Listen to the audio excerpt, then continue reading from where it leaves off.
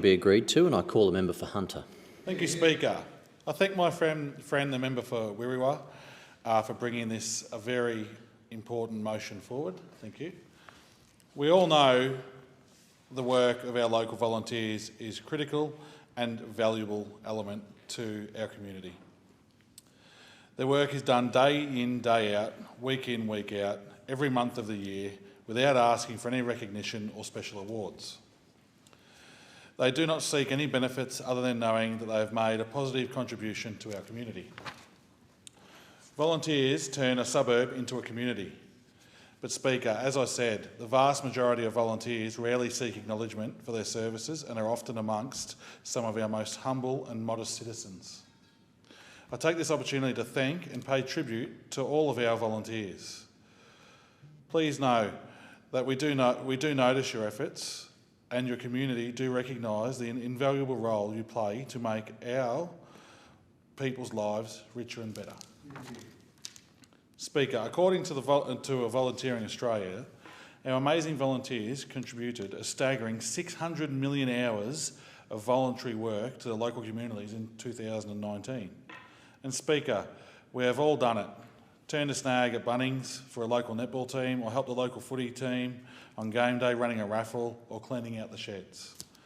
Helped the local RFS in their time of need, or established or worked with local Lions or Rotary clubs to deliver the much needed project for our community.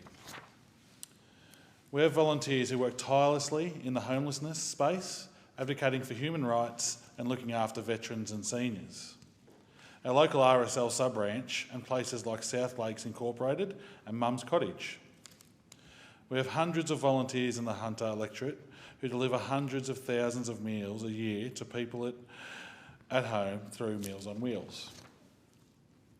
Speaker, whether it is a flood, a fire, an earthquake or a cyclone, Australians are the best in the world for volunteering in trying and challenging times. We all know of the vital and important community support provided by our police, fire and ambulance services, and for this we are truly grateful. But I'd also like to pay tribute and thanks to our SES, the RFS and the VRA volunteers. Too often we hear of volunteers who have lost their own property due to fire or flood while they're away helping others. It is this selfless determination to assist others during testing times that defies the principles of what it takes to be a volunteer. Speaker, the list goes on and on. To be honest, we wouldn't have what we have here in Australia without our volunteers.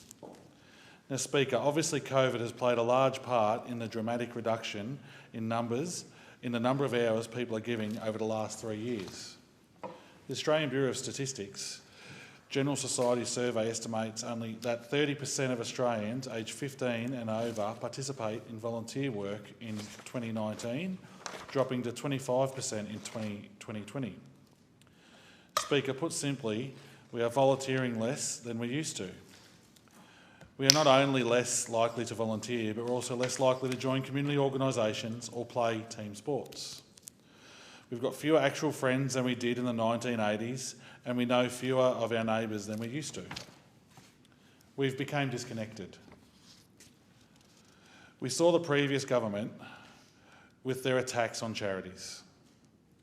Now that the adults are in charge, we have ended the war on charities and are working with volunteers and charities to build a more reconnected Australia. Last week, the government announced a once-in-a-generation review of Australian philanthropy.